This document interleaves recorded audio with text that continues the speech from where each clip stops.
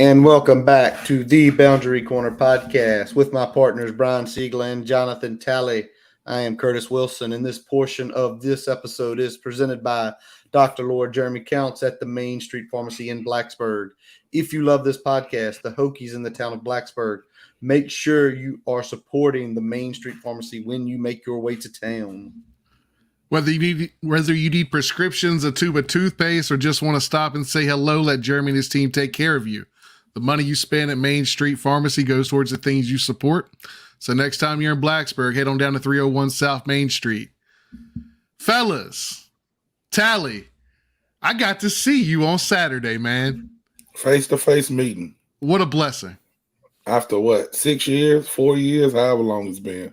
It's been at least 4 years. It's been at least 4.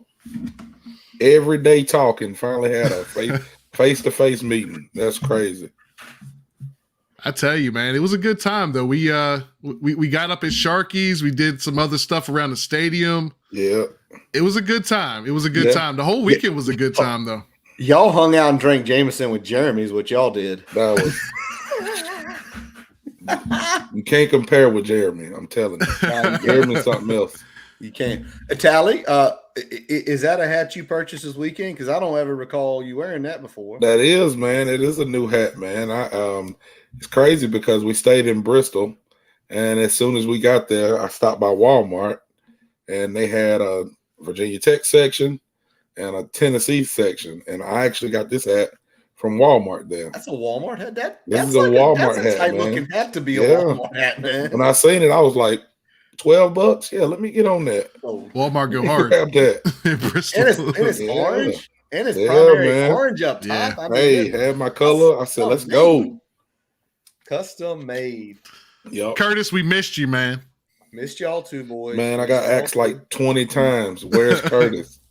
Boy, we had a lot of where's Curtis. Everybody worried about Curtis. And Tally, I know you told him, like, Curtis got 3 kids. Curtis got family. Got to take care of the family. And it was a good, fun weekend here. Yeah, boys, we got a lot to unload tonight because obviously we got some spring games. And if y'all read, this is part 1 of the spring game breakdown because what we're going to do after tonight, we're going to give you some high-level stuff we saw, takeaways. But Brian, Tally, myself, we're going to get into the film room. Mm-hmm. We're going to take a look at some plays, some things we're seeing, who we're feeling better about. And our fourth party here, Shelton, well, he's going to be diving into some data and some analytics stuff from the game. So in 2 weeks, yes, 2, we're finally going to take a break. I feel like we've been going forever and ever. We've been going hard the last 2 months, man. 2 months, we have. It's not a You joke. gotta put that content out, man. You got to get it out. Got to, and it's fun. Yes, sir. So in 2 weeks, don't know if it's going to be Tuesday or Wednesday yet. We got to figure that out next week. We're going to be coming back with you. We're going to we've got the spring game somewhere. And we're going to look at some tape and discuss some additional things that we are seeing. But tonight, let's just start at this. You guys been talking about it already. Y'all were all around the Berg all weekend. Tally drove up to Bristol, stayed there, drove up for the Blacksburg for the day. Brian, let's start Friday night. You went to Sons of Saturday Spring Jam. How was that? That was a blast, man. I rolled in like a little bit past starting time right there at 8 o'clock. Went ahead, had to catch up a little bit because I was driving in from Richmond, got to the hotel, had me a little G&T while I waited for the Uber. Took the Uber over there, rolled in, got a double gin and tonic and a tall boy beer to try to catch up with everybody a little bit. Went and talked to our good fellow Jeremy for a little while. Our other friend Faust was hanging out there, so I was kicking it with them for a minute. Then I started making some laps, talked to Southside Virginia's finest David Wilson for a little while.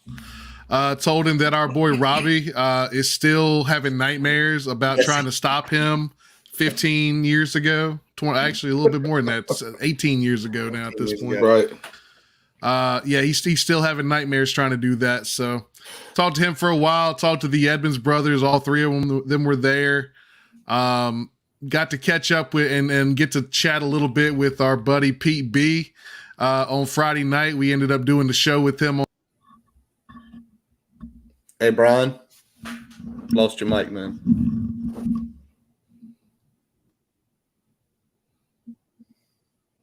Got nothing. Golly, can you hear me? I hear you good. What about me? Yeah, good.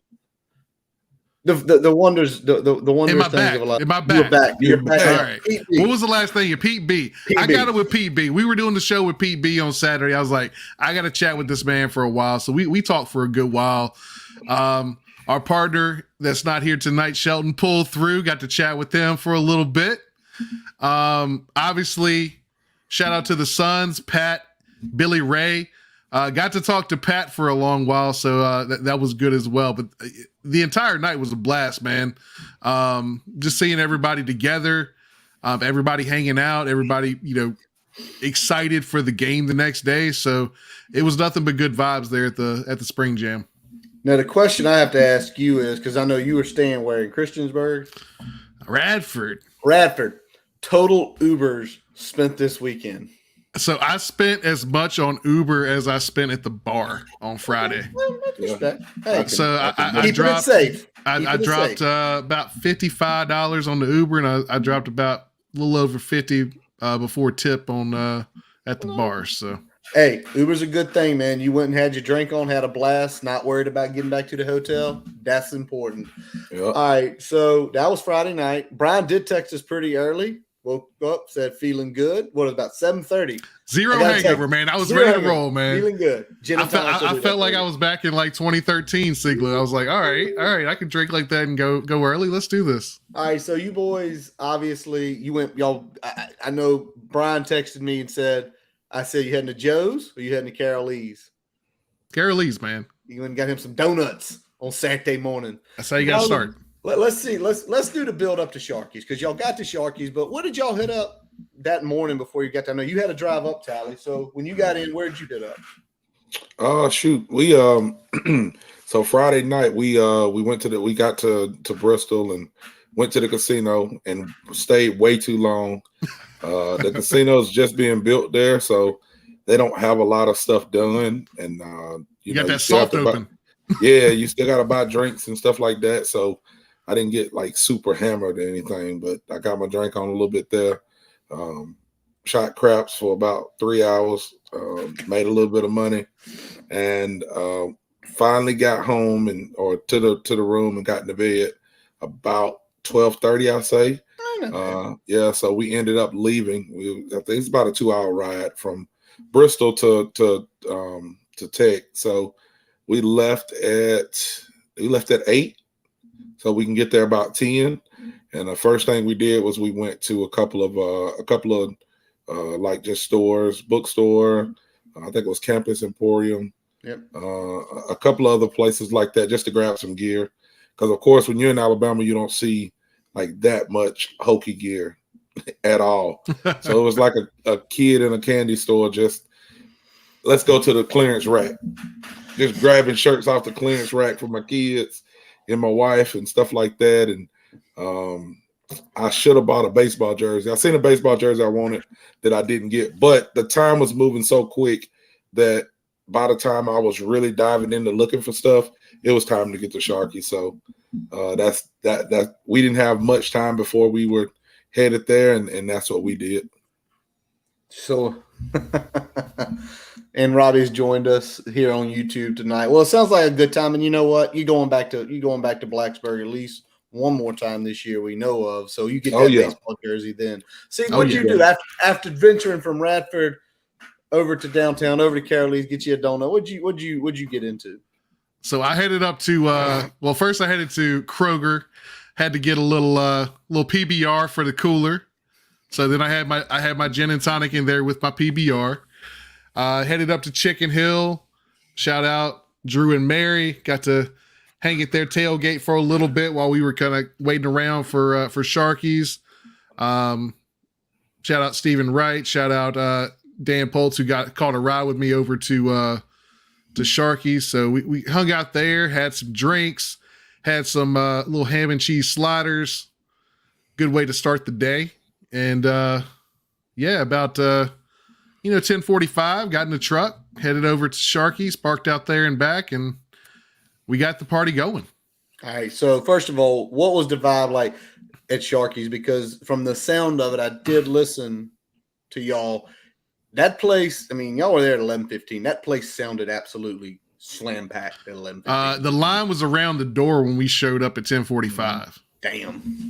And I didn't get there till about maybe about 5 minutes before we were starting, because I was running late. So it was people were already in and seated, and it was just people everywhere. And they're like, "Hey, y'all in the back?" I'm straight in the door, straight to the back. First thing I see is Siegler with a big ass straw hat on, and I'm like, "Yep, that's him." If I didn't know who I was looking for, I found him real quick. Yeah, it's hard to miss me in that hat, man. Yeah, hard to miss me in the hat. I thought he was raiding. That's hilarious. Now there has been rumors, and y'all were there, so is it true? There was somebody just sitting at the bar. Yeah. Pretty big guy. Pretty big guy. Yeah, and it's crazy because I didn't even notice. I didn't like when I came in. Well, you bustling to the back. Yeah, I was on a beeline. You know what I'm saying? And I should have noticed because there ain't that many black people around now. So, like a black person that big, I should have been noticing. But I mean, I made a beeline to get back there and get started. And then somebody said, "Oh, it's pretty cool when you got Cam Chancellor sitting at the bar." And I was like, "He's here now?" Yeah, that was Treadmill like, Horse. Shout out Treadmill Horse. He was like, he was there when we started. So, man, when I went back, of course, my wife's like, "Hey, do you know who that is?" And he walks by and he's still jacked. I mean, back looks like a door, and he's every bit of 6'5", 6'4", 6'5", just yoked. So Wyatt Teller was actually sitting right beside us at our table. Oh shit! Wyatt Teller and Michael Brewer was sitting like I could have reached my hand out and touched him. And that's a big man. You know what I'm saying? I'm a big man, but that's a big man. It's a big dude. And so my wife compare that too, because Michael Brewer was sitting over there with him. So the contrast between the two was pretty impressive as well. Yeah. It was a good time, man. It was just everybody mixing and mingling and having a good time. And like I said, the stars were out. I seen Michael Vick walking into the stadium. We'll get to that a little later, but I mean, just walking with fans, taking pictures. Like the spring game was definitely a good time. That was my first spring game, but definitely won't be my last. Hey, Brian, we're going to have to do some investigating here. One of our friends from back home works with a Stephen Wright. Y'all going to have to message Stephen and ask. I do not think Steve. I don't think Stephen was a Tech alum. He's just a big fan. So okay. Hey, small world. All right, so y'all, Sharkies is always bumping. Sharkies is always fun. It just is. It always has been. It always will be. Did y'all I know, Brian, you said you were up on Chicken Hill. Did y'all hit any other tailgates on the way to the stadium, or what else did y'all do downtown? So this is one time where I almost wish the kickoff was 4 because it seemed like there just wasn't enough time in the day to do everything I wanted to do. Nope. But between hitting the tailgate early, because I had to get a little bit of tailgate vibes to start the day because I wasn't sure time of day whether I was going to be able to get back up there. So I wanted to get there, say hello, get that feeling in there before we went over to Sharkies. And by the time we kind of wrapped up and kind of hung out and kicked it a little bit after the show, it's already like 1:30. We're like, all right, well, we got a little time, but we don't have a whole lot of time. And, Jeremy throws out there, let's go get a rail at Tots. So that's what we do. You have to get a rail at Tots. Did you get one? No, I didn't. I didn't go with. So my buddy that I was with, Mike, but we call it big drink in the. So he stayed down in Bristol with us and went out, and we went out and eat the night before. And I guess I don't know what he ate. I know what he ate, but I don't know of what he ate that made him sick. But he was sick as a dog. So right after the show at Sharkies, my wife went to the car and was taking a nap, and he was sick, and I was trying to check on him and make sure he gets to his truck because he was weak and could barely walk. So I say all that to say I did not know they went to Tots. I went to the field. So I ended up getting to the field about after getting everybody situated about, I don't know, maybe like 2:15, something like that. And as soon as I parked, there was a lacrosse game going on. So me just being nosy, I just walked right into the lacrosse game The ladies was playing, man, and I was like, it was pretty intense. I think they were playing Clemson, so it was pretty intense. So I ended up watching it for like 20 minutes. Just, people were tailgating out, passing out drinks and food, and I'm just walking, slapping hands and watching some lacrosse. And next thing you know, I'm looking down like, oh shoot, we got to get in, because people start pouring into the stadium. So it, like Brian said, it wasn't a lot of time to maneuver between the event at Sharky's and then getting inside the game. All right. So what y'all are telling me right now is if I can go next year, and cross some fingers. I don't know. That's a long time in the future. Right. That the podcast roundup has to go at like 9:00. Yeah, we got to have a better itinerary. Like 9:00. We got to set our itinerary. Yeah. Well, the problem was Sharky's doesn't open till 11. So right. But you know what? On a game day like that, calling people, saying, "Listen, we want to get here at 9 and do this." I got a feeling they'd open doors. Why not? Because they know people are going to come in and drink and waste money. Just saying. We'll do it at the pharmacy if we got to. There we go. Whatever we got to do. We'll move some pharmacy parking lot. Right. Pharmacy parking lot. We'll bring Jason too. We got to leave one spot for Jeremy, just in case. That's the only rule. Always a spot for Jeremy. But boys, the way it sounds is the vibes are feeling good. Everybody, even though the Hokies are coming off a 3-8 season, it wasn't like that wasn't the vibe. It sounds like everybody was feeling good and everything.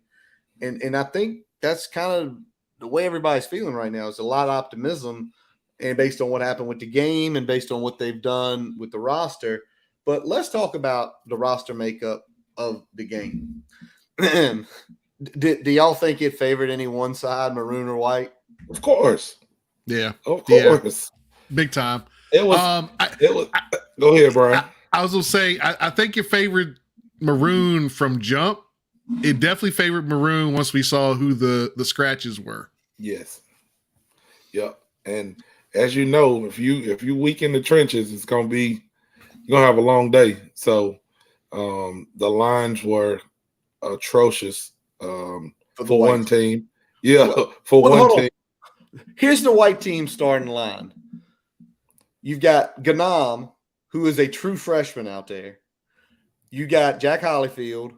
You got Johnny Garrett, Jesse Hansen, and Johnny Dixon.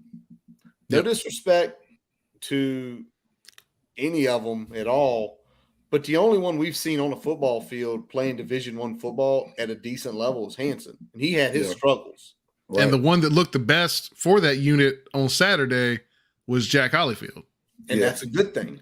That's a good thing. We'll get into that stuff later. But then on the other side, you had the Moore brothers. Yeah. You had Schick, who's fighting for that right guard spot, and you had Parker.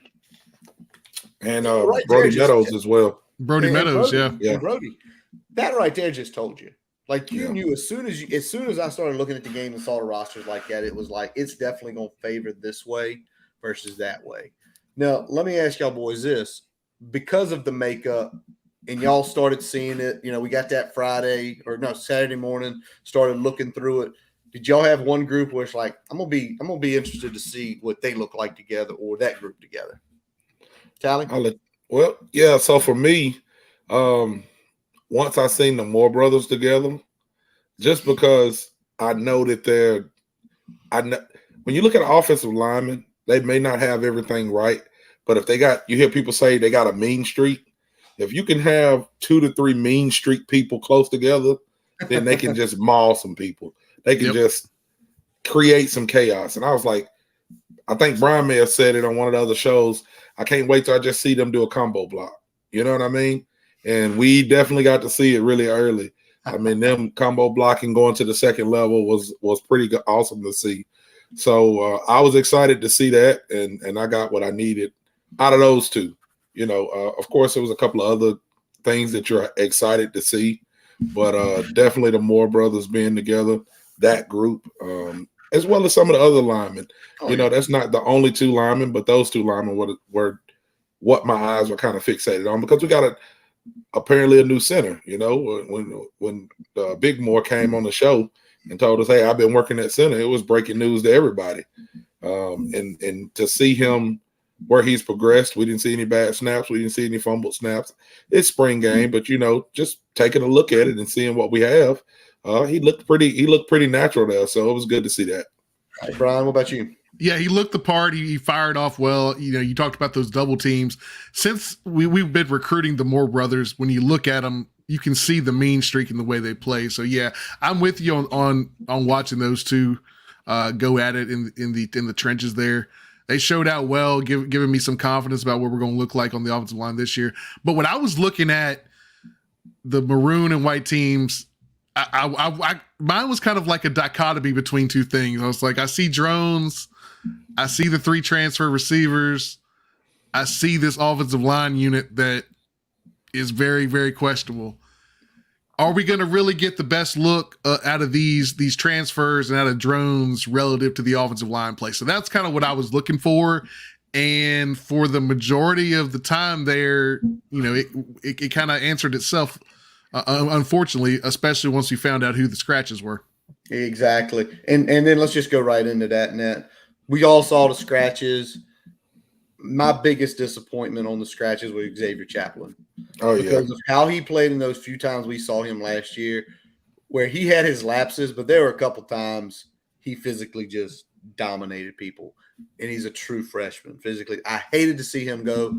To your point, Brian, that really immediately significantly hurt the left side of the white team. And it also brought a third stringer up because clearly it showed us Brody's the 2 at left, Ganon's the 3.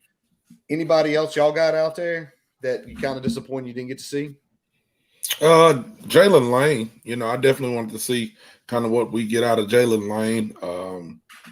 But of course, it's spring. If anybody's banged up, you don't want them to go. It's not anything. You don't have anything to prove in a spring game. So I understand them holding him out, but I was excited to see him just kind of in his pads, what he looked like in the jersey. Just maybe run some routes so we can see what he has. So that was a little bit of a disappointment when I seen he was scratched. Yeah, that was a big one for me too, but doubly so. I think Daquan Wright being out as well. I wanted to see how those two kind of work together in some trips packages.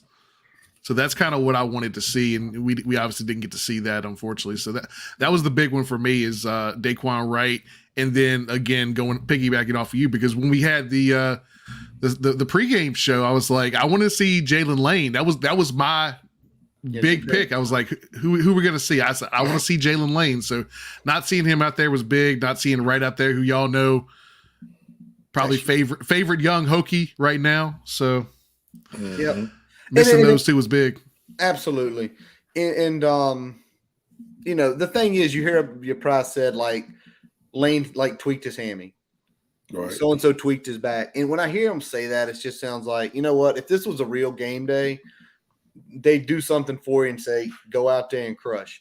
But it's like you said, Tally, it's spring game. You got a little nick. Nope. We ain't trying to extend this any further. We got 5 months until the season starts. We'll figure it out then. Well, the guys we mentioned, again, I don't think more or less they have anything to prove in this game either. They're not fighting for a spot on the 2D. They're not necessarily fighting for kind of getting significant playing time heading into the fall camp. So sitting them out, getting them that time to heal up and not pushing an injury too far, I think is the best thing. So yeah, you in those situations, you definitely err on the side of caution. Abso-freaking-lutely. So let's roll in here. We got some awards to give. And these aren't the awards Brent Pry gave after the spring game sitting on the field with all the players. Because Tally got to see some of these players up close and personal. And we're going to start this as a yearly tradition every time somebody gets to go to the spring game. We now present to you Jonathan Tally's BMF Awards. BMF. And if anybody... Big motherfucker awards. All right, let's start here. Let's start on the defensive line. Who are the two big guys that when you saw, we were getting bigger there, Tally? Mm-hmm. And I think when you saw these two guys, you said we're really big now. Yeah, so number 2, Keyshawn Burgos. He's listed at 6'5", 240. I think he may be a little bit bigger than that, but when you seen him, he looked every bit of that. He looked every bit of that and more. He was just like I said, that's a get off the bus type player. Just to see again, didn't watch him much in the game. Don't know what his production was in the game, but watching him out on the field warming up, BMF. All right. Number 2. Hold on. I think Single's got one. No, I was gonna let you go. I was gonna say who you got next. Number 2 I had was number 14. Kyrie, say it's like Moiston. Yeah.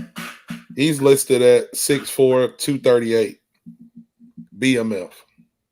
That's all I'm gonna say. All right, Brian, you got anybody you saw?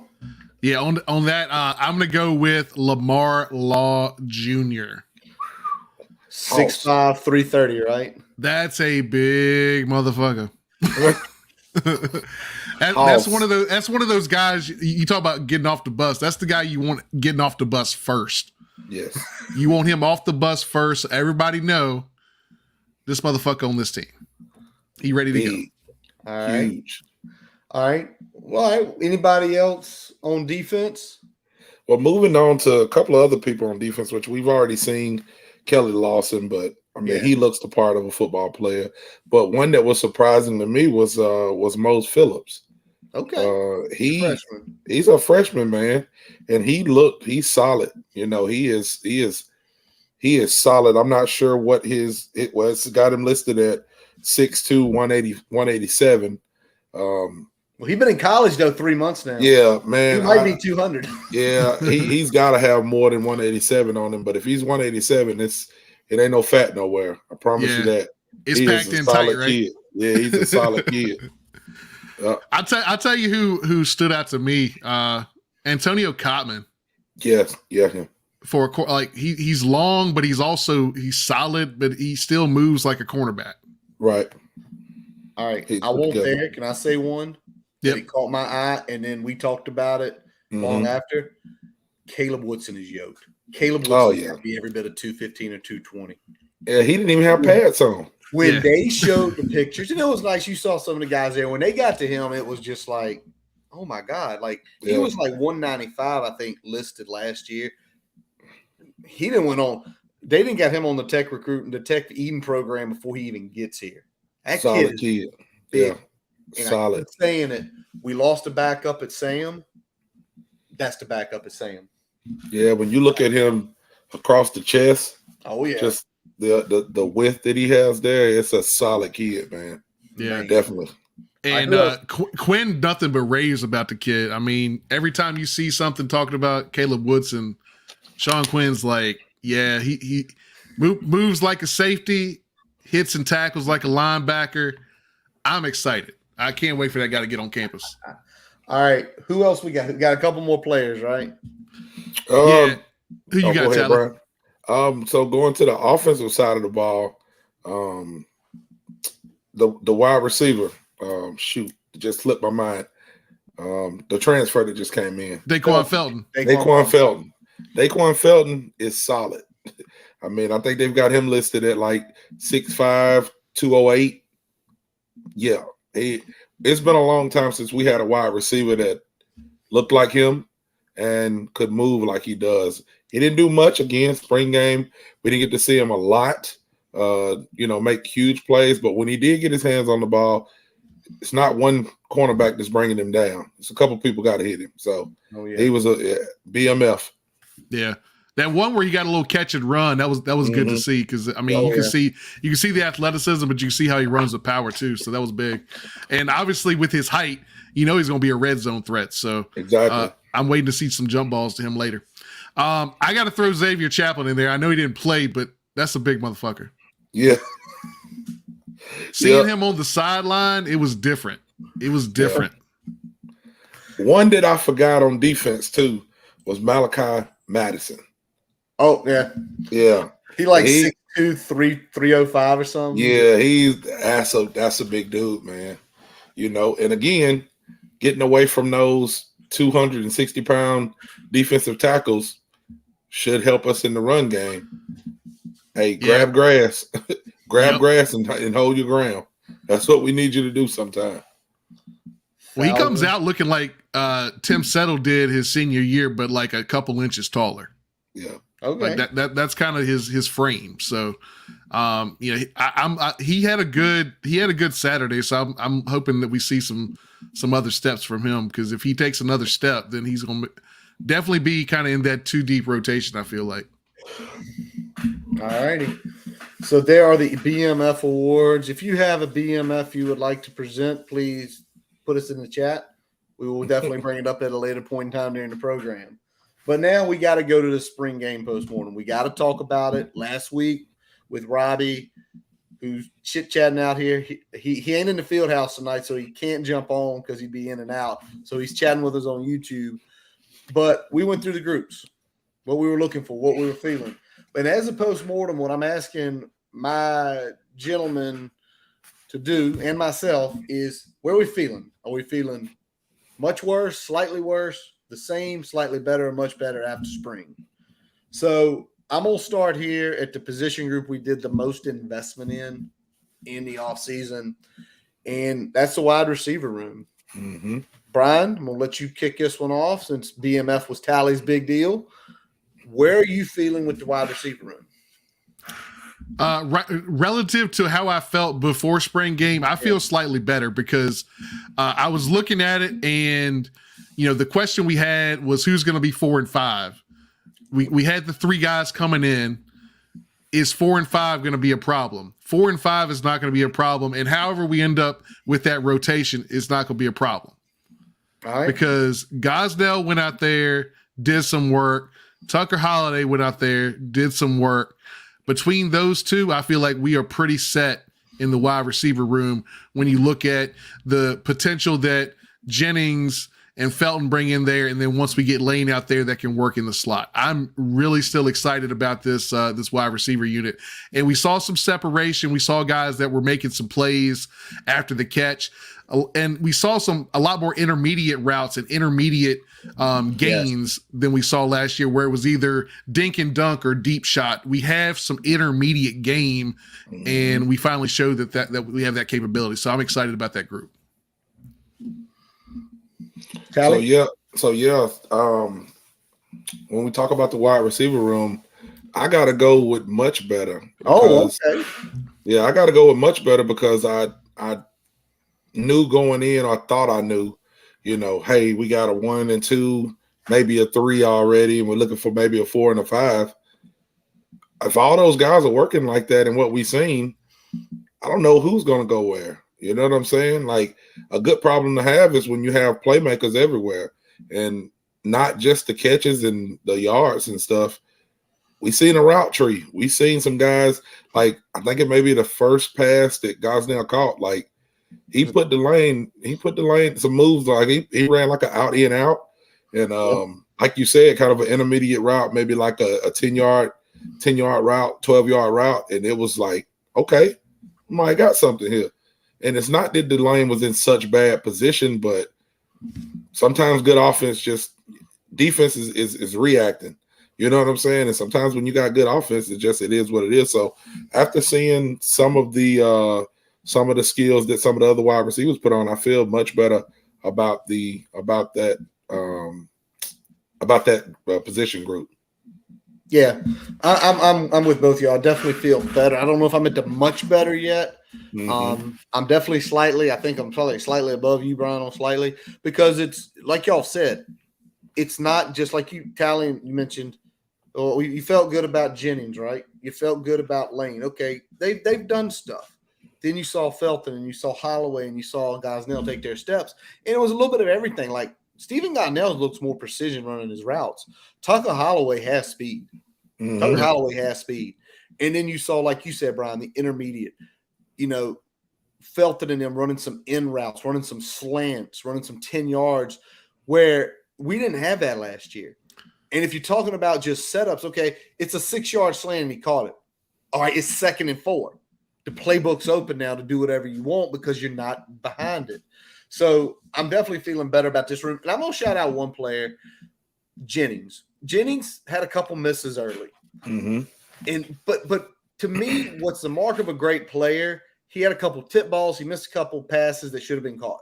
He refocused, and in the second half of that game, he caught 2 very good balls and had some good catch and runs. I love seeing that because football ain't perfect. You're not going to be able to catch the ball every time. Mm-hmm. He knew he made the mistakes. He refocused. He caught it, and he effectively made a good play. So I think the consensus here is we are feeling better about the wide receiver room in general. And I don't know what. Go ahead. Go ahead, Tally. Yeah, and I don't know what Jennings has been dealing with, but they said he was dealing with an injury or something, right? And they said, and you could tell he was a little bit of a step. I don't want to say a step slow, but just a step behind what he normally is. Yeah. Even on the late touchdown pass that he almost caught, I feel like when he's at his game speed, he catches that. That's a touchdown. A couple of the other passes, chemistry or just him when he gets to his game speed, I feel like that will. We've seen him enough to say, okay, this is what he is. You know what I'm saying? He's kind of a proven commodity. Nobody knows what's going to happen in the game, but when somebody's 1,000-yard receiver, you kind of know they're 1,000-yard receiver. So, it was good, like you said, to see him bounce back.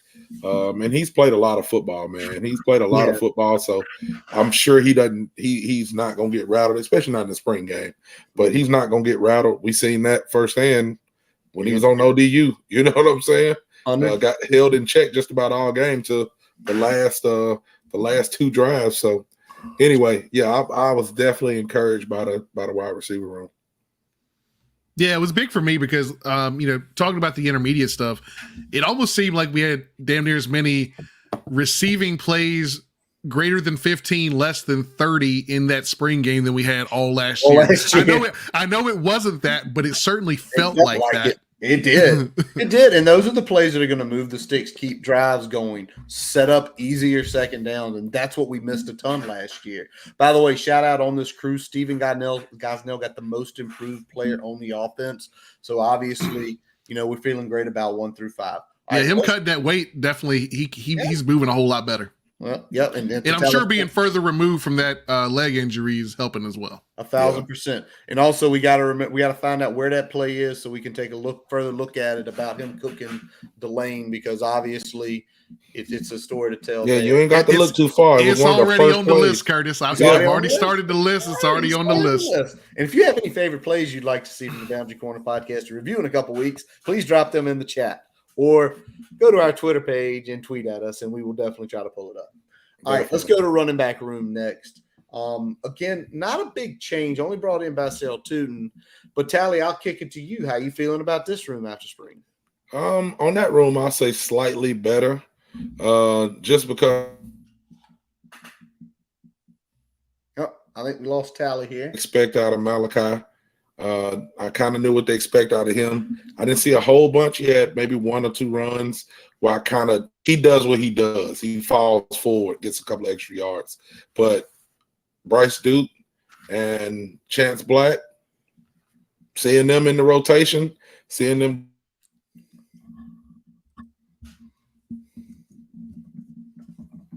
I think we might have lost Tally here. We got a little service issue here. Bear with us. Can y'all hear me? Yeah, we got you now. We can hear you better now. You're buffering a little bit. I can see that. You're not as clear as you were a couple minutes ago. Okay, what about now? Still good? I'm still buffering. Go for it. You're better now. Yeah, rock and roll. Yeah, just back to the running back room, seeing Tootin, first play from scrimmage, he catches the rock. Should have been probably a tackle for 1 yard or no gain. He cuts, makes one man miss, and goes for about 7-8 yards. Yep. Great to see that. Bryce Duke and Chance Black, they got busy. It was nice to see a deep running back room, because we know what happens in football. Somebody's going to tweak an ankle. Somebody, you don't want to say an injury, but it's football. Somebody's going to have to come out for a series or a game or a play. Yeah, absolutely. So you're going to need some people who's not a huge drop off there. And again, Malachi Thomas, he didn't do much, but I did get to see him make a couple of plays where he looked like himself. He's not going down with one hit, and he's falling forward. So that running back room made me feel slightly better. Yeah, and Thomas was definitely handicapped with the offensive line he was dealt, if we're being honest. So it's not seeing him be quite as productive as some of the other backs isn't, that shocking to me. But looking at the other parts of the room, I liked what I'm seeing in the passing game from Tootin. I know he didn't record a carry, and I think some of that was just game flow, right? So, I mean, there were some keeps on some of those early drives by Grant Wells that, depending on the read, he could have got a carry here or there. And then, the other guys kind of took over after that. So Bryce Duke looked good, still showing the same type of elusiveness kind of between the tackles. Chance Black looked much improved compared to what we saw last year. I think some of that was, he's shifty and he was getting to be shifty at the second level and not at the line of scrimmage. And I think that's going to help him maximize his potential in this offense. Yeah. So I like what we're seeing. I would give the grade wise, I feel slightly better about this group too, because I feel like we got, a guy that we can count on, probably two that we can count on, and then two other guys that are going to be good changes of paces that can still get some yards and be productive in the offense. And see, what you just said right there is why I put this room is much better. Because you do have two dependable guys. Tootin ran for 1,000 last year at A&T. And if you start listening about his recruitment, his stuff really should have picked up in 2020. It didn't, unfortunately. Unfortunately for him, it didn't pick up because of COVID. So reality is he probably truly was a P5 player because of whatever happened. He wound up at A&T. He went down there. He showed himself that he was a good football player. He came up, and you saw it in the passing game. You saw Malachi have good runs. But I look at the two younger guys because, to me, older guys are experienced guys. You know what they do. They do what they do. But for me, the biggest was Chance Black. Chance Black last year had some runs where he was trying to go down the side and wait and get the edge versus cutting when it was appropriate. You saw Saturday, he got the ball, he was waiting, he made his move, and he went. A couple times it was 3-4 yard gains. A couple times it was a good run. It was even longer runs. And with his pass catching ability, and to Brian's point, we've got, and there's Coney too. Yeah, Coney actually had a couple good plays. I was just about to say that. Yep. So you've got him in the wings. I ain't even thinking about Coney this year. Let that man learn, because if he's already showing it, give him next year. But to Brian's point is you've got two guys you can depend on, two guys who have already kind of what they know how to do really good. Now we got to utilize it. And we got, obviously, what's looking like, a little bit better in a few minutes here. We'll discuss that. All right, Brian, let's flip over. By the way, running back room, Bryce Duke got a special teams MVP. I get a feeling that he ain't returning punts, but he's probably doing some kickoff returns if he's getting that award. All right, let's go to the tight end room. Nick Gallo gets the leadership award. He's been here forever. Great leader, great role model, solid player. Tally, this is your room, man. So how are you feeling about this? Man, I would probably say about the same when I came in, just because I didn't get to see Wright. But Wright, again, a lot of people say Wright's a proven commodity because of what we seen from him last year. I wanted to see him block a little bit more. I wanted to know if he can go on the field and he can block so we can use him everywhere. It was good to see Benji back in the game. Benji, you can still tell just a little bit for an injury, but he was moving really good to be coming off two big injuries like that. He made some nice plays. He's down there in the line. He's blocking. So it was good to see that. So, but again, I didn't get to see Wright, and Gallo got hurt as well. Yeah, he got nicked, and they were just like, nope, you ain't playing no more. Yeah. When Gallo got banged, like, he went kind of weird, and you saw him moving like, hey, I'm okay. But you know what? It's like the other guys that got nicked right before it. No, you're good. You're good. You're good. Yep, exactly. Right.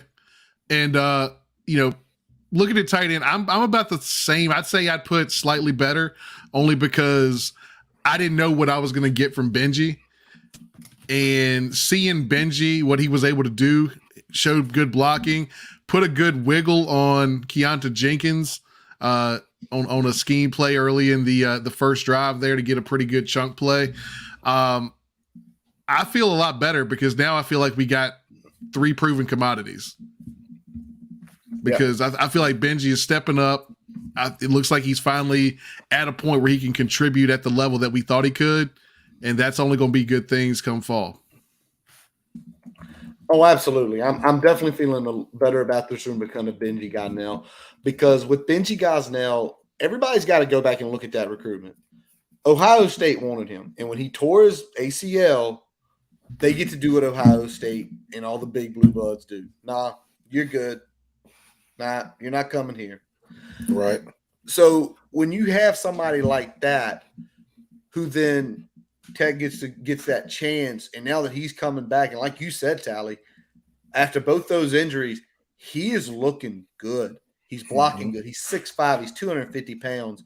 That route he ran, that little, it was kind of, I don't know if it was a slant or if it was more of a 10-yard in, but when he got that ball, he was gone. It was a huge gash play. Yeah. Well, they showed the swing and he ran an angle route. He showed block and then ran an angle route. Yeah. And then what you look for in young tight ends too is them snapping that head around. Like when you go out to do your thing or you're running your route, are you getting that head around quick? And he was. And as soon as he got it around, the ball was coming to him. And he made a great catch, made a good play too. So, or made some run after the catch, which is what we've been missing. Like we talked about that earlier.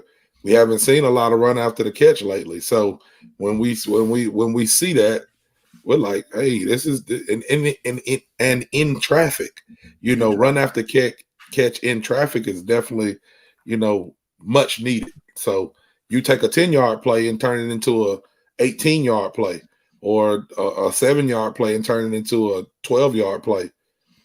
That's winning football. That is winning football 100%. But y'all say it all the time. You win in the trenches. If the trenches play better, the team's going to be better.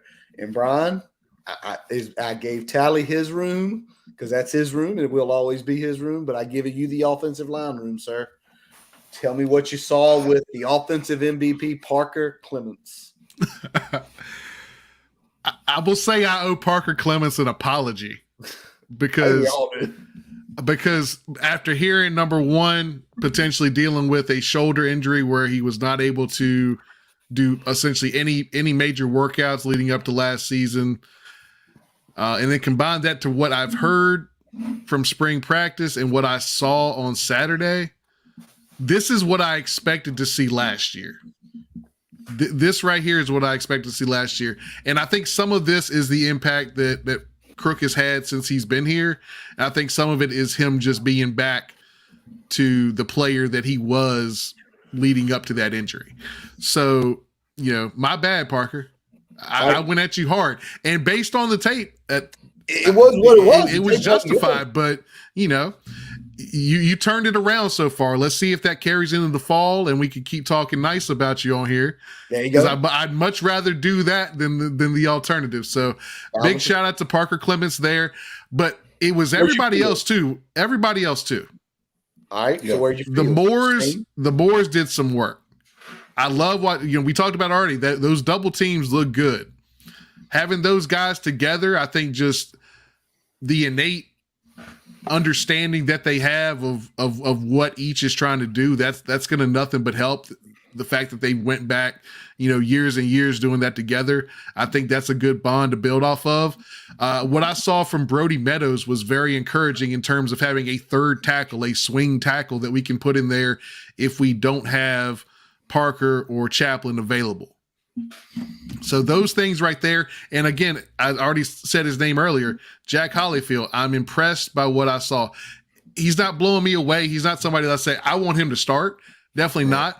But he's also somebody that I wouldn't feel awful if a guy went down, him finishing out a game and being able to handle that role. Because I wasn't sure about that before spring game. He looked pretty solid. Again, not necessarily a guy you want to be your starter, but definitely a guy that can come in there and give you, 8 to 10 series to close out a game if you need to. All right. So where are you feeling? Same, slightly better, much better? I'm gonna go slightly better, only because I didn't see enough in the guard category, specifically right guard, to where I can say, all right, we've got enough on the interior depth wise. I feel like, with the center and guard with the Moores, I feel good. It's kind of that third one and then that extra one in the hole that I'm not quite sure about. So I would like to be a little bit more confident with my starting right guard, and if we could do that, then I feel a whole lot better with a guy like Hanson or Schick kind of being that swing guard that can sub in if there's an injury or somebody needs a blow. Well, before Tally jumps in, I'm going to go ahead and say Crook feels the same way. We've seen 3 offers go out for effectively 3 guards since the spring game. The kid in Tulsa, the kid out at Wyoming, and the kid at App State. So he's feeling the same way you are. It's like we feel okay at right guard. We can be better. We can be better at right guard. Tally, what do you feel about the offensive line? Yeah, Crook was feeling like I was feeling because he's seen that white team's offensive line. Brian gave some kudos, and I gotta be the negative Nancy on here. I'm gonna go ahead and tell you my grade was slightly worse. Okay. Because of that second group. Johnny, and if your name was Johnny, I think you didn't do good. Just Johnny and Johnny, y'all might need to start a boy band. I don't know what y'all gonna do, but you better get in the weight room and start blocking somebody. Number 79. Johnny Garrett. They're gonna be hiring at UPS if you don't get your mind right. I'm telling you, you're standing up around piles, you're gonna get rolled up on. You're letting your quarterback and your running backs get killed, standing around. Hit somebody, hit them in the back, push them, pinch them, kick them in the nuts, do something. Don't just. But that's that white team's offensive line.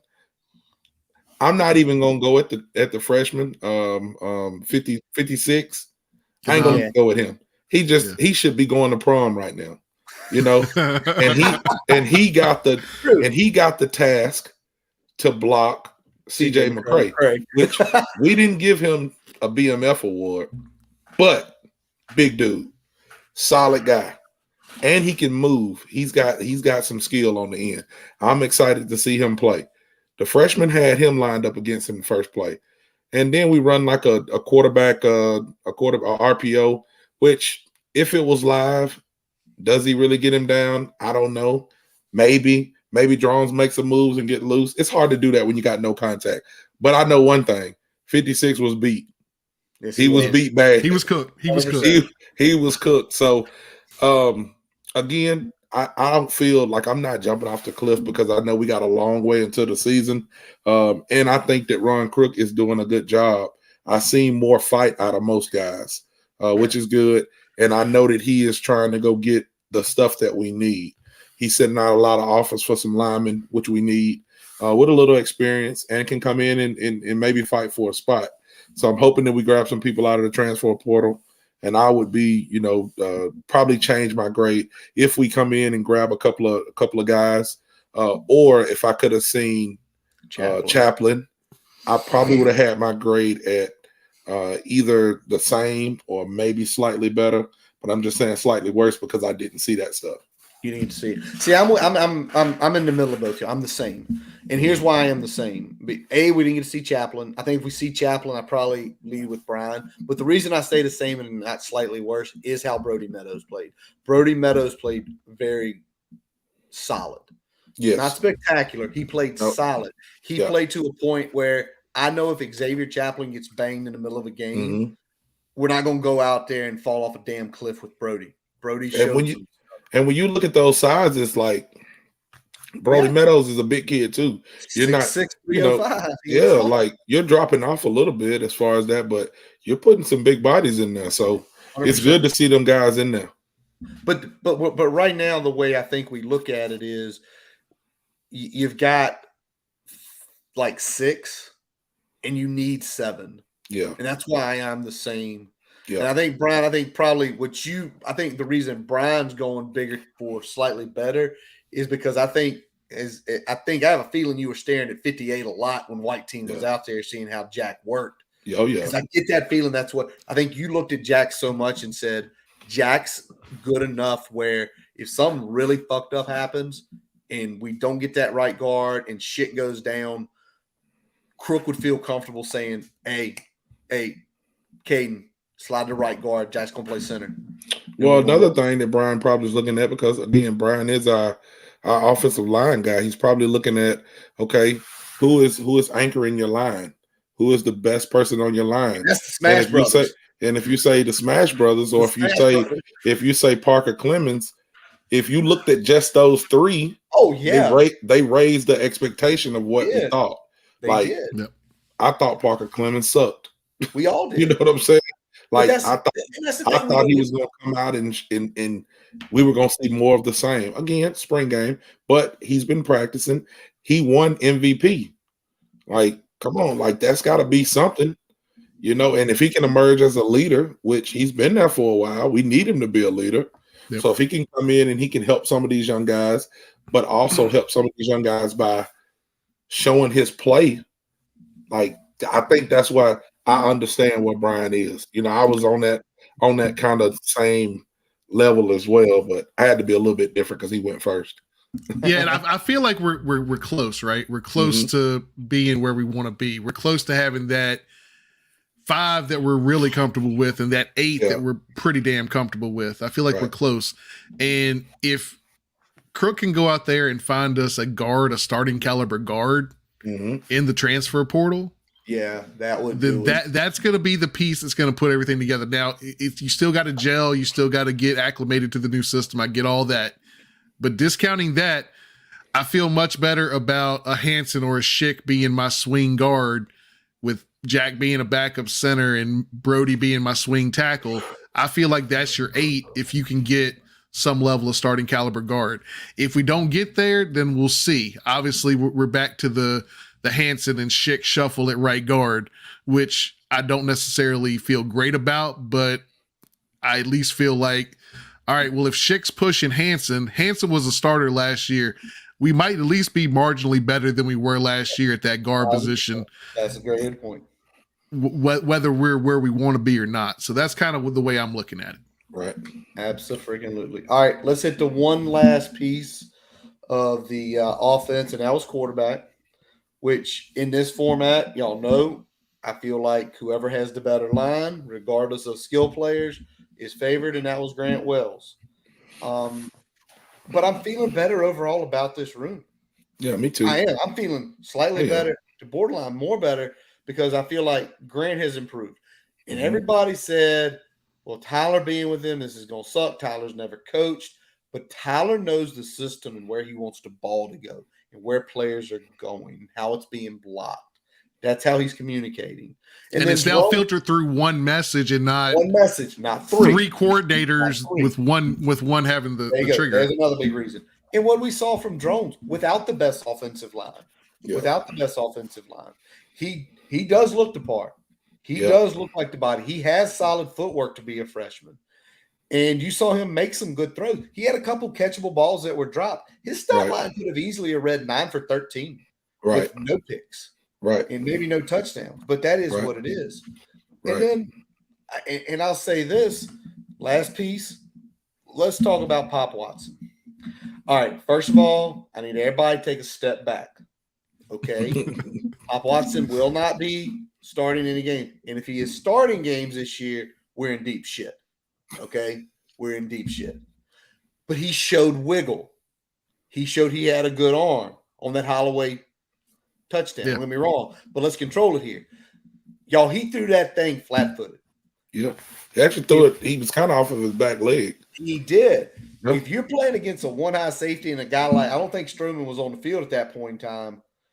You either, A, getting picked, or B, go back to Keyshawn Jarrett when he damn near killed Tyler Boyd against Pitt about 7 years ago. That's what you're getting with that ball. So control your narrative on Pop. Could Pop be our quarterback in 2 years? Possibly. But the way I feel about it is you've got Grant and Kyron fighting for the backup and the starting job. They're fighting for it. They're going to keep fighting for it. But now, if Pop's our third and Pop's running scout team, I feel better about our scout team. Oh, because yeah. you got somebody wiggly back there. You got somebody Yep. who can make some throws, and it's not just, well, what can this kid do? So, Tally, I'll let you ride. I'll let you ride second on this one. Yep. I think we lost him. I think you're riding second now. Go, Brian. So when I'm looking at quarterback, and I'm gonna go ahead and give you my grade out the gate. I feel slightly better about this position group. I feel like we didn't get as good of a look of Kyron Drones as we could have because of the same issues that you were just mentioning with the offensive line. And in particular, the spring game format in general, where you're not hitting the quarterback. If you're within the 3-yard halo of Kyron Drones, they were blowing the whistle. Yes. One of the biggest parts of his game is not just his athletic ability, which he can show a little bit in this format, but his strength and his ability to run through arm tackles. His leg power. Which you don't get to see in this format at all. Right. So that's an element of his game where he didn't get to show off, where that's going to play a big role in who wins this job. Number 2, Grant Wells elevated his play. He ratcheted up not just compared to what we've seen in general, but relative to what we saw in last year's spring game, where other than 2 bombs to Caleb Smith, Byrne, and Breon Murray, he didn't do a whole lot. He threw a few dumps down to Gallo, and that was about it. Right. We actually saw him hitting receivers in various spots of the field, intermediate, 1 deep ball, short stuff inside the hash, outside the hash. We saw the things that we need to see from him, and the decision-making was better. He had one that was a borderline, might have been picked off, but everything else didn't even come close. And I think that's a big step for him as well. Can that translate to live games that matter when the lights are on, with the real lights, not just these spring game lights? I don't know. But then you couple that with what Pop Watson was able to show, you feel like you've got a good quarterback for the future that can give you enough now. And then you got 2 guys that are actually battling out, where we have an actual quarterback battle heading into the fall, and not just, all right, well, we're going to say this is a good thing to keep Jason Brown around, because we all knew that it was Grant Wells' job at the end of that spring game last year. And I don't think we feel that this year. So I think that's big for us. Oh, yeah, definitely. And then so what you see from, and people think I want to bash Wells and things like that. I really don't. I just want to win. But what you see, what Wells was able to do was he was on a productive offense. There you go. That's why you say, man, he looked so much better. Yeah. At one time, the running game was like 140 to -3. You know, like you, as a quarterback, you can't run RPO if you don't have a running game. You know what I'm saying? Like the wide open at drones. Now, no excuses for anything. Again, like you said, I'm gonna say slightly better for the quarterback room, because I seen drones for, I think, as bad as we can see him, and I was still encouraged. Yes. Yes. I seen Grant Wells raise his level of play from last year. What I liked about what I seen from Grant Wells was he was more of a leader. I seen him motioning a little bit more. I seen him kind of having fun with guys. After that ODU game, I feel like he was a shell. I don't know if he was like shell shocked and, he just was trying to go in there and do his job. You got to have a little fun when you're playing football. You know what I'm saying? But when you're the quarterback and you got the C on your chest, you got to go lead. We didn't see a lot of that last year. Just seeing him out there in the spring game, I seen a little bit more leadership. So that was encouraging. And then I've watched a lot of Pop Watson. High school football is much different than college, but I just feel like he has the it factor. He is a small guy. He's probably going to have to put on some weight. I don't know that he'll be the quarterback at Virginia Tech in 2 years. I don't know. I don't know what he does. I feel like we're going to be watching him somewhere at some school, and we're going to go, damn, that kid's good. Hopefully we get to see him in a Hokie uniform and we say that kid's good. But I feel like in the future, we're going to see him starting quarterback for somebody, or coming off when somebody gets injured, and him going in and going, man, that kid's got it. So I feel pretty good about the quarterback room still. Yeah. And I think the other reason where we feel good is we know this defense is solid. Right. Solid. We saw them stake their level up next year. We saw some plays on Saturday. And that's another thing. We saw both, even the white unit, have several drives. And it was some mixed match. Tally threw a number. Hey, who's this kid, Curtis? And I gave him the picture. It's like, oh, that's a walk-on. Oh, that's not good. So right. You knew of some walk-ons out there and everything. So let's hit this real quick before we close it up. Run player real quick. Brian, standout player for you on the offense on Saturday. Standout player for me on offense. I would have to go. Give me Steven Gosnell. All right. Because I feel like the way he stepped up his game, it was both shocking to me, and I'm excited for what he can bring to the offense in the fall. He's going to go Steven Gosnell. I was going to go Cole, but I'm going to go Chance Black. He caught a touchdown, ran a touchdown, just looked a lot better than what we've seen him do. And he had a good spring game, so I'm going to go Chance Black. I'm going to let Curtis say what he's got to say, and then we'll circle back around. All right. My standout offensive players were the Smash Brothers. Okay. The Moors. I mean, no, seriously. Curtis Hedgen. No. Yeah. It's just you saw them in tandem do some things. And I know, luckily, what we're going to do in 2 weeks is going to be really fun because a couple of those run plays, Tally, you said it about playing next to your best friend. You just saw it a couple times. They knew exactly what the other one was doing, and there were some lanes just opened because of it. Now, honorable mention as offensive standouts got to be Tucker Holloway, man. 1,000%. Like Tucker Holloway looked good, man. He's a little slim dude, man, but he's got some speed. I think he may be one of the players that can actually take the top off, which is what we need. Stretch the field a little bit, and it was fun. It was fun to see him play. It was fun to see him out there. Honorable mention for me is Parker Clements. Honorable mention for this cat is Benji Gosnell because we got 3 tight ends that could get on the field and play. And I know we wanted to see Wright, and we didn't get to see him, but I think from what he did, and I think he wasn't being held out for playing bad or anything. I think they said he had a nick, and it's just like, I'm fine. Don't play him with a nick. No, let him go out there and make people feel bad on Saturday in the fall. All right.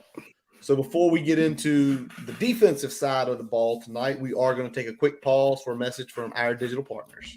As we take a quick break, we'd like to tell you about getting your free website report from our digital partner, Grassroots Digital Marketing Studio. They'll tell you how your website ranks on Google, on-site SEO, and social media. No commitment to buy anything. You can get your free report by visiting grassrootsdigitalstudio.com/free-website-report. Are you tired of the stress and uncertainty of buying a used truck? AutoStageReports.com is here to help. AutoStageReports.com's platform provides detailed vehicle history report to help you make an informed decision. For a limited time only, you can start your 7-day trial for just $1 and search up to 50 vehicles in 1 month. Don't miss out on this amazing offer. Head to AutoSageReports.com/Boundary Corner to start your free trial today. Again, go to AutoSageReports.com/Boundary Corner to start your free trial today. All right, big thanks to AutoSageReports.com for sponsoring this portion of our episode. Be sure to visit AutoSageReports.com/Boundary Corner. Or you can scan that QR code right there on your screen tonight to start your 7-day free trial for just $1. Tally, you looked at the site real quick. Tally obviously was in the car business for forever. You like what you see there? Yeah, man, it's definitely it's a tool to use. I mean, if you're going to get most people when you're going to buy something, especially a used vehicle, you're going to want to see a Carfax report, which is similar to what this is. Most dealers give Carfax reports, but if you're getting it from an individual or you're getting it from a small used car lot, sometimes they don't. So when you talk about that, Auto Sage report, it's got a lot of stuff in there that it talks to you about recalls. It talks to you about service of vehicles. It talks to you about titles, things like that, which is something that you want to know when you're buying a used car. So if I'm looking to buy a used car, I'm gonna scan that QR code and I'm gonna go get my 50 cars to make sure that this is the one I want, and I'm gonna get that free 7 days, and then I'm gonna come home with me a car. There you go. That's what I would do. Love it. Appreciate it, Tally. What's your background there? All right, boys, let's talk a little defensive side of the ball because we know that's a good group.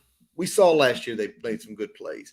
And I want to start with the safeties. So, Brian, tell me what you saw from the safeties. I mean, they only had the defensive MVP of spring and Jalen Stroman over there.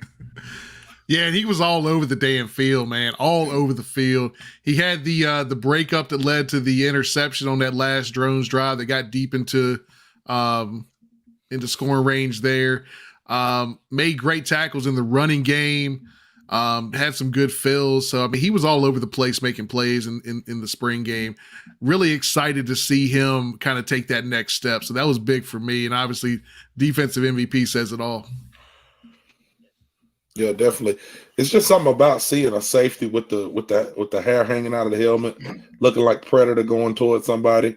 You know, to see him and Peoples back there wide open, like that is a good sight to see. But I was impressed also with Mose Phillips, man. I think he had a pick as well. Like he had the other tip pick. Yeah, another kid that's supposed to be going to prom right now. Yes, he is. Is playing football for Virginia Tech. And showed out in the spring game, man. I think he was all over the field. He looks the part. He is, I guess the lights wasn't too big. And I think he was, again, it may not see him a lot. It may not see him a lot this year, but he's already getting valuable reps in there. You never know when you're going to need him.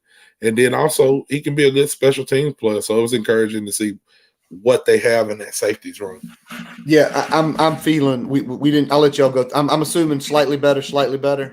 Slightly better. I actually give me much better. Much better. Because I wasn't sure who we had past the first two. I knew we had some guys. I didn't know if we had guys that we could count on, rely on, and kind of lean on. I feel like between what we saw from Mose Phillips, what we saw from Jalen Jones, who was kind of an unknown commodity as well. Seeing those two step up, you feel like, you may not want a ton of series back to back with those guys having a run, but you at least feel good. All right, well, we can have them in there for a series or two, get the other guys a blow, get them back in there. So I feel like we actually have a little bit of depth to play around with at safety now that I wasn't sure about before this. So I'm gonna go much better. I'm with you on much better, and we mentioned Mose. It's seeing him, he can play. Yeah. Jalen Jones, I think, was the bigger question mark because Jalen Jones was flipping sides of the ball. Jalen Jones got special teams MVP for the defense. Shows you how good he played out on the defensive side of the ball. But just watching him in general, you talked about that Bashel Tootin, that first play. Jalen Jones missed that tackle up in the gap. Mm-hmm. Keontae Jenkins forced leverage, cut Tootin inside. Right to him, he missed it. A few plays later, he fills the hole. He makes a tackle that could have been a 7 or 8 yard gain. It was like a 3 yard gain for Chance Black. Right. And that's things you look for. You see guys who make mistakes and then they come back and they make a good play. Right. And Jalen Stroman, we said this earlier, and this is us, and he is no longer little Stroman. He's no longer little Stroman. He's Jalen Stroman. Yeah. Put the name on it. Because that kid is special. That kid is special. Respect on his name. And we're probably going to have him this year and next. Yeah. I don't think we're going to have him 3 years. Because at the level he is progressing, we're going to get him for 2 more seasons. So enjoy it there. And I think that room is now good. Room is now good. As long as we don't got to see 27 in the back end back there, I think we're going to be fine. You got steady Eddie people, you got playmaking Stroman, and you got 2 young, good backups. That room's ready to go. All right. This is the tougher room to judge. It always is, and I know when we get into the tape, it's going to help us out. But Tally, you were there in living color. For all y'all really young folks, go YouTube in living color. Yeah, one of the best improv. Shout out Jamie Foxx. Jamie Foxx. Jamie Foxx. Jim Carrey, the Wayans brothers. God, it was such a good show. But in living color, you saw that game. How you feeling about the corners? For corners, I'd probably say slightly better. And the reason I say that is because I was Dorian Strong has always been I think Dorian Strong is a solid player. I think he's been a solid player. But again, he was down last year with an injury. He could have easily sit out this game. He could have easily not played this spring game because, I mean, what does he got to prove? He's a senior, but he went out there and he competed. And again, he was the one who chopped Gallo. That Gallo is a big dude for you to have to hit in the flats. And Strong showed that he wasn't scared to go and put his nose in there. Flipped Gallo on his head.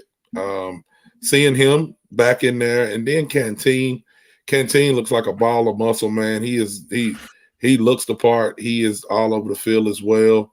And then I seen a couple of things from Delane, but again, once I went back and watched a little film. He did get kind of twisted up a little bit, but it wasn't so much of him not having leverage. He just didn't break when he needed to break. He kept the play in front of him instead of using his instincts and doing what we seen him do. So I don't think it was a bad spot. I don't think it was anything that I didn't expect. And again, I'm feeling slightly better about that room. Ziegler? I'm about the same for me. I thought this was going to be a pretty solid strength of the team, and I feel pretty much like that again. I feel like seeing Canteen in person, he's lived up to the hype that we've heard from spring practice, from all the coaches talking about him, all the guys that have watched those practices, what they've said about him to this point. He lived up to that on Saturday. Delane is who he is. I mean, nobody's going to go out there and put a perfect number up in a spring game. Right. He had one or two where he probably liked to have back, didn't trust his teaching, kind of got a little bit, made sure it wasn't going to be a big gain instead of kind of trusting what he's been taught and kind of staying in that hip pocket. So that kind of, it'll come with time. And I think, he's still a young buck out there. So he's still learning, still growing. But he didn't show me anything that says, okay, sophomore slump's coming. So, right. Looking at kind of further down though, you talked about Strong, he looked like he was kind of back to where we thought he'd be at this point in his career. So I'm excited about him. I'm a little worried kind of beyond those three. Yeah. And that's kind of where I've got it staying the same for me. Cam Johnson didn't look great. Still looks a little undersized. Like he's getting pushed around a little bit out there. You'd like to see him kind of take that next step. He's really good when he can match up one-on-one, but anytime he's not, playing that straight up man coverage, he looks a little lost sometimes, and he kind of get turned around a little bit when he's playing more in space and in zones. So, and I don't want to cut you off, but another reason why I said I feel a little bit better, again, these guys are freshmen. When you talk about Delane and Johnson didn't look good coming off that injury. But we have a lot of freshmen coming in that's not there yet, that I feel like if they can make the steps that the freshmen made last year, I think we'll be in a good spot. Yeah. When you talk about Cotman and you talk about Johnson and you talk about Cam Fleming, a couple of those other guys that are coming in, I think that we bringing a lot of cornerbacks in that can play in a lot of different positions. You know what I'm saying? Yeah. Some of them can do boundaries. Some of them can move safety. Like, I feel good about what the future goes to. Again, can't look too far ahead because we're just talking spring game and we're talking about getting ready for this season. But I think it's going to be interesting this summer. I do. I think it's going to be interesting. Yeah, I'm like somewhere between the same and slightly better. I don't feel like good enough to say slightly better. What did say is everything. Canteen now all checks the boxes. Tyler, you said it the other week, and y'all said it. As a corner, you're going to get beat sometimes. You just are. Why? Because the other guy knows exactly where he's going, what he's doing, and you don't. And sometimes you lose technique, you lose your fundamentals, and you just get beat. That is what it is. It's going to be interesting because some of those young guys are going to have to kind of take the step, like when they get here, or Cotman over the summer, or Cam Johnson gaining a little weight, getting a little bit better, over the summer. But on the other hand, it's one of those things too, is could somebody like a Jalen Stroman go down and play a nickel corner when you need to? He probably could. And again, I always that's things we can't factor into the room, right? Right. Because we didn't think last year about Chamari, I guess, last week. Oh, Chamari's going to play free safety this year. No, Chamari went down and played nickel corner sometimes. And Right. it made the defense better. So if you're telling me somebody like Stroman occasionally is going to go play nickel corner, okay, I feel comfortable about Most Phillips being the safety in that situation if they're trying to give somebody a blow. But I still want to see one guy, at least one. I'd love to see two. I want to see at least one guy become that number 4 to really solidify the room. All right, let's go here to the linebacker room. Linebacker room, interesting split. We had McDonald and Tisdale on the white team. We had Keller and Lawson on the maroon team. Keller was given the most improved player. Tally, what are you feeling about this room after the spring? I'm feeling about the same. Keller is a big individual. Keller looks good. He can move good.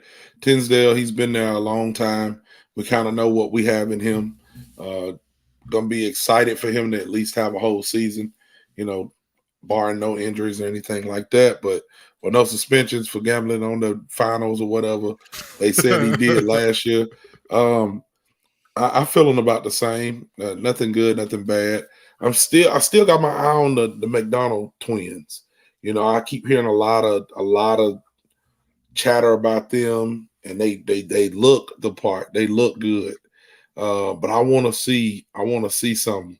I want to see something, especially out of the linebacker McDonald brother. I want to see something that just like, okay, he's got it. So I didn't see that yet, but I'm still looking and still optimistic. Ziegler? Yeah, I'm kind of with Tally on that one for real. Jaden Keller looked really good. Really liked what he brought to the table. He's got a good mix of athleticism and kind of run stopping ability that I feel like we haven't really had a bit. You don't feel like he's a guy that's going to get lost in coverage a whole lot. Nobody's going to really run away from him unless it's a superior athlete, and but he's still a guy that can impact the run game as well. So I'm thinking he's kind of the lead dog in terms of winning that Mike spot. Looking at McDonald, good and bad. When I looked at it, he had some plays where he looked all right, looked the part a little bit, and he had some plays where he wasn't in the right gap.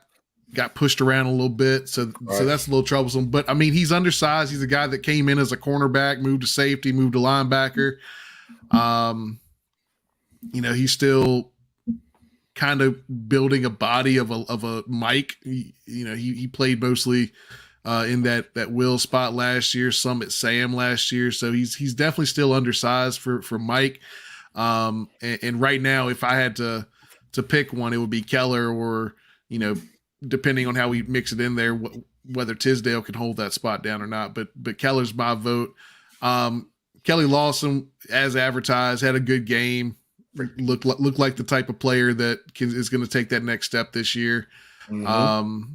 And Tisdale was the Tisdale that we saw at parts of the back half of the season last year, which was much improved relative to most of his career at Virginia Tech. So I feel like we got 3 solid guys there that are kind of mixing in between those Will and Mike spots. The question is, do we have 1 or 2 more that can kind of take another step? Because I didn't quite feel comfortable beyond that. So I'm going with the same on my part here because I felt pretty good about the room going in. Yeah, I'm with Brian on this. I feel the same about that room because I felt good about the room going in. Tisdale played solid. That's what I expect from him.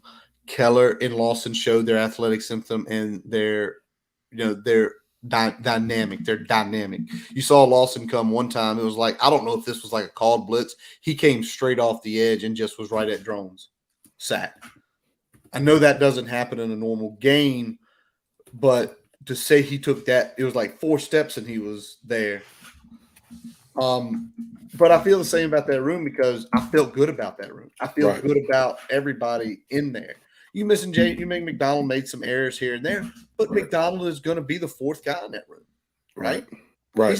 He's not the 2nd or the 3rd. He's the 4th guy, and it's okay if the 4th guy makes mistakes because that's his job is to learn and to get up to be the 3rd or the 2nd.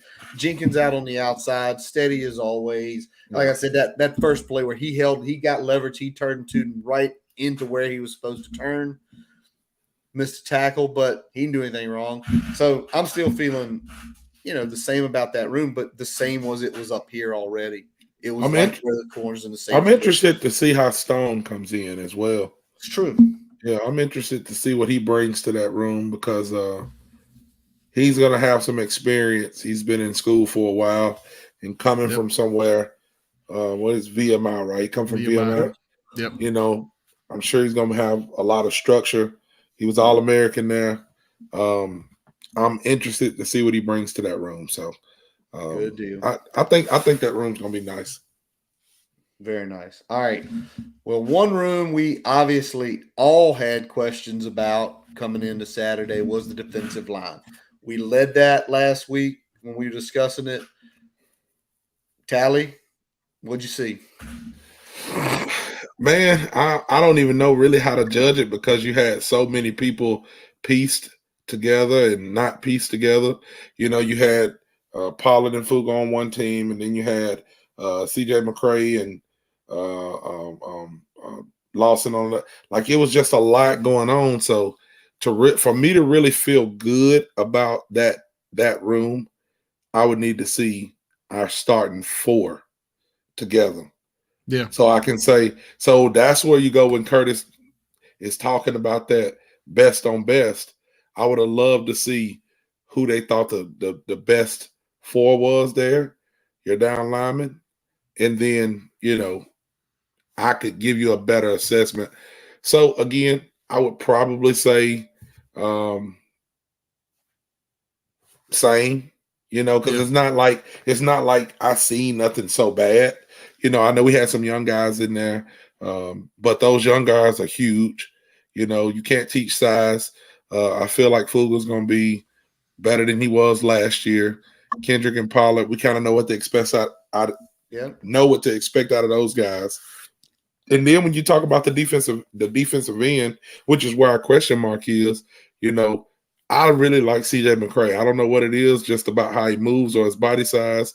Nelson, I'm not as high on, but I'm not low on him either. I'm higher on CJ McCray than I am Nelson. But I would like to see all of those guys together so I could have a better assessment of what we have in that room, because it is the question mark for me. Yeah, I'm right there with you. I feel about the same. I didn't feel great about it going in. I didn't really see anything that changes my mind a whole lot. CJ McCray looks explosive off the edge. Probably still a little undersized, so may not help you as much in the run game. Kind of the inverse for Cole Nelson. He's a solid edge presence in the run game. Didn't show me a whole lot in terms of getting after the passer. I feel like he does have a motor, but he doesn't have the skill set to get around the tackles the way he needs to. So if somebody else gets some pressure, he's going to be there to clean it up because he does have that motor. But I don't think he's got the skill set right now to be able to blow guys off the ball or give a good bull rush or some sort of rip inside to get to the quarterback consistently. Now, one person I can say that I don't want to use the word impressed with, but I can see constant improvement is Panay. I think he keeps getting better and better. Not saying he's exceptional, but for what I expected him to be, every time I see him, it looks like he's doing a little bit more and a little bit more. He's adding some stuff to his arsenal. So I seen him moving pretty good in the spring game too. Yep. Yeah, he looked improved. And when we look at Malachi Madison, who I was about to say, Malachi Madison looked good. Yeah. He looked the best in terms of a guy that looks the part that showed up too, right? Yeah. So that's kind of the big thing for me. Going further down on the DN, I I thought Burgos flashed here and there. Yeah.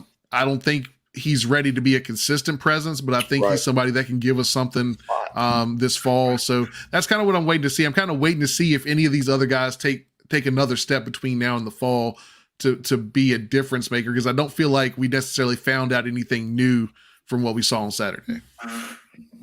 Yeah, I'm with y'all on this. It's the same. It's the same.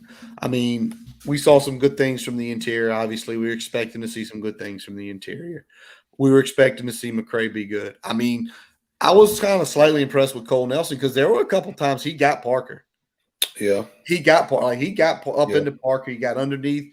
You saw him drive that arm, and obviously now the play was made by the quarterback. But I see that it's like okay.